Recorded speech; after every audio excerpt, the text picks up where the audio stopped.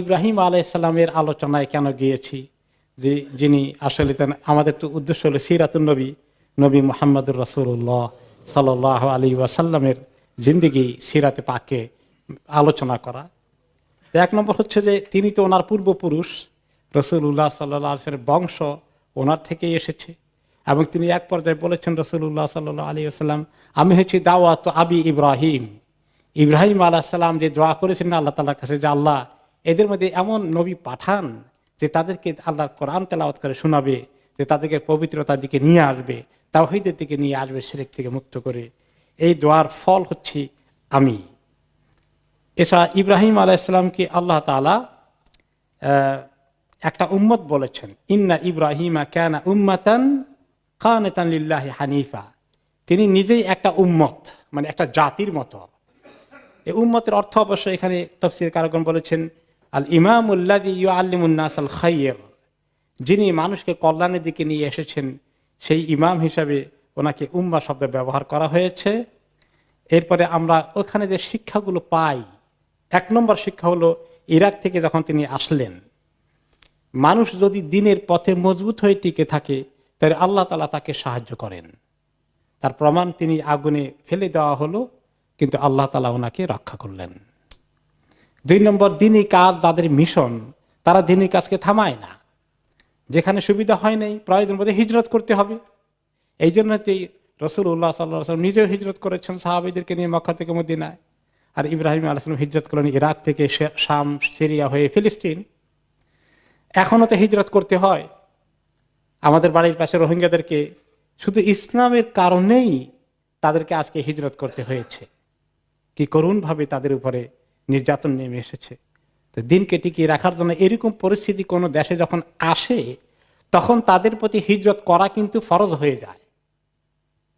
কাজেই এই যে রোহিঙ্গারা আমাদের দেশে এসেছে, এটা আমাদের দেশের জন্য একটা বাড়তি ঝামেলা তৈরি হয়ে গেছে। এই কথা মুখে উচ্চারণ করা মুসলমানের জন্য জায়েজ আছে না। তারা তাদের ফরজ দায়িত্ব পালন করতে এসেছেন, যাদের জান বাঁচানোর জন্য, ইজ্জত বাঁচানোর জন্য, দিনকে রক্ষা করার জন্য। সেখান থেকে এই মুহূর্তে কোনো উপায় যদি না থাকে, হিজরত করে আসা তাদের জন্য ফরজ হয়ে গেছে। আর যারা আনসার হবে, যারা তাদের প্রতিবেশী দেশ, ওই সমস্ত মুসলমানদের উপরে সেই দেশের প্রতি তাদের সহযোগিতা করা কি ফরজ না নফল? ফরজ হয়ে গেছে, জরুরি ফরজ আমাদের উপরে এই জিনিসটা। এইগুলো একটা শিক্ষা। এরপরে আসে যে ইব্রাহিম আলাইহিস সালাম বসে থাকেনি, তিনি ফিলিস্তিন থেকে আবার মিশরে গিয়েছেন। সেটাও একটা শিক্ষা যে দাওয়াতি কাজের জন্য যাদেরকে আল্লাহ তাআলা পয়দা করেছেন তাদেরকে দেশ বিদেশে গিয়ে দিনে দাওয়াতি কাজ করতে হবে। এখানে আমরা চলে এসেছি, আমাদের জন্য একটা সুযোগ হয়েছে যে এখানে আমরা দিনী কাজ করতে পারি। আমাদেরকে দিনী কাজের জন্য প্ল্যান করে হিজরত করা লাগেনি, আমরা এসেছি, দিনী কাজের সুযোগ হয়েছে, আমরা সেই কাজ করা উচিত। এরপরে দেখেন, উনি তো শুধু নন, ওনার স্ত্রী সারা রাদিয়াল্লাহু আনহা কি মুসিবতে পড়ে গিয়েছিলেন। এত সতী সাধবী নারী, তার উপরে লোলুপ দৃষ্টি পড়েছে, কিন্তু তিনি আল্লাহ তাআলার কাছে ফরিয়াদ করলেন, যার কারণে আল্লাহ তাআলা ওনার ইজ্জতের হেফাজত করলেন। তো এখানে দেখা যায় যে কঠিন বিপদে আল্লাহর কাছে সাহায্য চাইলে আল্লাহ তাআলা আমাদেরকে সাহায্য করতে পারেন, এই আশা, এই কনফিডেন্স আমাদের থাকা উচিত। এরপরে ইসমাইল আলাইহিস সালাম, তিনি কি পরীক্ষা পাশ করেছিলেন। আল্লাহ তাআলা এই সন্তানকে, প্রথম সন্তানকে জীবনে পাওয়া কেবল বড় হয়েছে, টিনেজের শুরু, এই সময় আল্লাহ তাআলা হুকুম দিলেন তাকে জবাই করো, কোরবানি করে দাও। আর সেই কোরবানি করতে তিনি যখন শেয়ার করলেন যে বাবা তুমি কি মনে করো, আমাকে আল্লাহ একটু স্বপ্ন দেখাচ্ছেন, বাবাও জানেন ছেলেও জানেন আল্লাহর স্বপ্ন মানি ওয়াহি, নির্দেশ। তখন তিনি কি বললেন, ইসমাইল আলাইহিস সালাম, আব্বা আপনি কার্যকরী করেন আল্লাহর হুকুম, আপনি পাবেন, আমি সবরের সাথে সেটাকে মেনে নিয়েছি। আপনি কোনো ইতস্তত করবেন না, হেজিটেশন করবেন না। কি স্পিরিট আল্লাহর হুকুমকে মেনে নেওয়ার জন্য, এটার নামই তো ইসলাম। আল্লাহর হুকুমের কাছে আত্মসমর্পণ করা, নিজেকে সুপর্দ করে দেওয়া। মুমিন জীবনে এভাবে পরীক্ষা নিরীক্ষা যখন আসে, তখন তারা আল্লাহ তাআলা যদি কোনো কঠিন পরিস্থিতিতে ফেলে দেয়, তখন তারা সেটাকে অ্যাকসেপ্ট করে ফেলে যে কিভাবে আল্লাহ তাআলার কাছে আমরা পাশ করব, সেই চিন্তায় তারা থাকে। ইব্রাহিম আলাইহিস সালামের সঙ্গে নবী করিম সাল্লাল্লাহু আলাইহি সাল্লাম এবং এই উম্মতের আরো সম্পর্ক আছে। আল্লাহ তাআলা আমাদের ব্যাপারে বলছেন সূরা আল হজ্জের ৭৮ নম্বর আয়াতে, মিল্লাতা আবিকুম ইব্রাহিম হুয়া সাম্মাকুমুল মুসলিমিন। তোমাদের এই মুসলিম উম্মাহ, এই তোমাদের যে দিন ইসলাম, এটা হচ্ছে তোমাদের পিতা ইব্রাহিমের মিল্লাত, ইব্রাহিমের দিন। হুয়া সাম্মাকুমুল মুসলিমিন, তিনি তোমাদেরকে মুসলিম এই শব্দটির নামটি এভাবে দিয়েছেন। এখন মুসলিম তো আদম আলাইহিস সালামও মুসলিম ছিলেন, নূহ আলাইহিস সালাম মুসলিম ছিলেন এবং তাদের উম্মাহ। তো ইব্রাহিম আলাইহিস সালাম মুসলিম নাম কেন কিভাবে দিলেন, এটা অর্থটা কি? মুসলিম যে আল্লাহর হুকুমকে মেনে নেয়। এখন এরকম আরো অনেক শব্দ আরবিতে আছে, মুতিয়া, যে আল্লাহর হুকুম মানে। এরকম অনেক শব্দ আসতে পারে, কিন্তু পরিচয় আইডেন্টি হিসাবে, জাতি হিসাবে, উম্মত হিসাবে তিনি মুসলিমটাকে, এই টার্মিনোলজিটাকে ব্যবহার করেছেন, এই পরিভাষাটাকে তিনি অ্যাপ্লাই করেছেন এই উম্মতের পরিচয় হিসাবে, আইডেন্টিটি হিসাবে। কিন্তু আমাদের অনেক, আমরা মোমেন, আমরা মুতিয়া, আমরা সলেহ, এরকম সবগুলোই চলে। কিন্তু এই উম্মতের পরিচয় এক নম্বর কোনটা? এই উম্মতকে রেফার করতে হলে মুসলিম। এটা আসছে ইব্রাহিম আলাইহিস সালাম, এটা এই শব্দটাকে পছন্দ করেছেন, যেটা আজকে আমাদের জাতিগত পরিচয় হয়ে গেছে। হুয়া সাম্মাকুমুল মুসলিমিন, এই নামকরণ তিনি করেছেন। কাজে আমাদের সঙ্গে, এই নবীর সঙ্গে ইব্রাহিম আলাইহিস সালামের সম্পর্ক বহু দিক থেকে। আমরা যখন হজে যাই, সেখানে আল্লাহ তাআলা আমাদেরকে কি বলেছেন?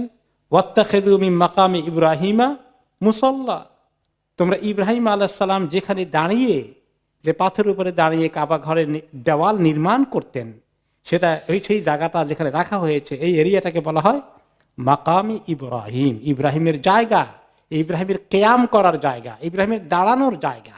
যে পাথরের উপর তিনি দাঁড়িয়েছিলেন, সেই এরিয়া, কেন্দ্রিক এরিয়াটা হচ্ছে মাকামি ইব্রাহিম। সেখানে আমরা তাওয়াফের পরে 2 রাকাত নামাজ পড়ার কথা। তবে যদি মাতাফ ভর্তি হয়ে যায়, সেখানে এই 2 রাকাত নামাজ পড়া না যায়, তাহলে বাইতুল্লাহর যে কোনো জায়গায় পড়লেই আদায় হয়ে যাবে। মানুষকে তাওয়াফে ডিস্টার্ব করে, জাহেলদের মতো সেইখানে জোর করে নামাজ পড়ার জন্য আল্লাহ তাআলা হুকুমটা দেননি। সুবিধা হলে পড়বো, না হলে যে কোনো জায়গায় পড়লেই তাওয়াফের 2 রাকাত সালাত আদায় হয়ে যাবে। এরপরে ইব্রাহিম আলাইহিস সালামের ঘটনার মধ্যে আজকে আমরা যে বিষয়ের দিকে নতুন আলোচনায় যাব, যে এই কাবা শরীফে আশেপাশে যিনি ইব্রাহিম আলাইহিস সালাম তাওহীদ প্রতিষ্ঠা করতে আসলেন, সেই জায়গার মধ্যে এত শিরক কেমনে আসলো, এই ঘটনার দিকে আমরা যাব। তার আগে এই প্রসঙ্গে আল্লাহ তাআলার কাছে তিনি দোয়া করলেন, ওয়াইদ ক্বালা ইব্রাহিম রাব্বি জাআল হাযাল বালাদা আমিনা ওয়াজনুবনি ওয়া বানিয়া আন না'বুদাল আসনাম। যখন ইব্রাহিম বলেছিলেন, হে রব, এই শহরকে আপনি নিরাপত্তার শহর বানিয়ে দিন।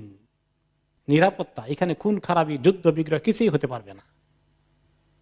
ওয়াজনুবনি, আর আল্লাহ আমাকে আপনি হেফাজত করুন, আমাকে বাঁচিয়ে দিন।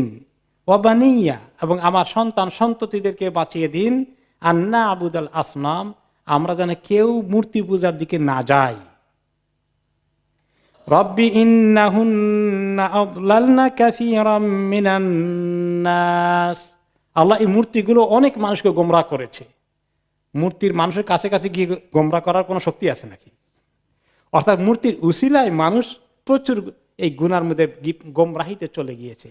নূহ আলাইহিস সালামের জামানায় পর থেকে এই যে কিভাবে নূহ আলাইহিস সালামের আগেই আদম আলাইহিস সালামের শিক্ষা থেকে দূরে গিয়ে লোকেরা কি করে ফেললো, বিভিন্ন রকমের মূর্তি জোগাড় করে ফেললো। এই মূর্তিগুলোর ইতিহাস, একসময় এই মূর্তির অরিজিনাল মানুষগুলো ছিল বড় ওয়ালি আল্লাহ। এদেরকে আস্তে আস্তে মানুষ কি এক পর্যায়ে তাদের মূর্তি বানিয়ে পূজা করা শুরু করে দিল। তো এই যে মূর্তি মানুষের মধ্যে অনেক বিভ্রান্তির কারণ হয়ে গেল। আল্লাহ, আপনি এই মানুষগুলোকে, আমার রেখে যাওয়া এই সন্তান সন্ততি এবং এই শহরের লোকগুলোকে আপনি মূর্তি পূজা থেকে আল্লাহ রক্ষা করেন। ফামান তাবিআনি ফাইন্নাহু মিন্নি, যে আমাকে অনুসরণ করে, এই তাওহীদের উপরে থাকে, আল্লাহ সে তো আমার অন্তর্ভুক্ত হবেই, তার জন্য তো সুখবর। ওমান আসানি ফাইন্নাকা গাফুরুর রহিম, আর কেউ যদি নাফরমানি করে ফেলে, গুনার দিকে চলে যায়, তাহলে আশা করছি আপনি তো গাফুর এবং রাহিম, কেউ ভুল করে ফেললে আপনি তাকে মাফ করে দিয়েন।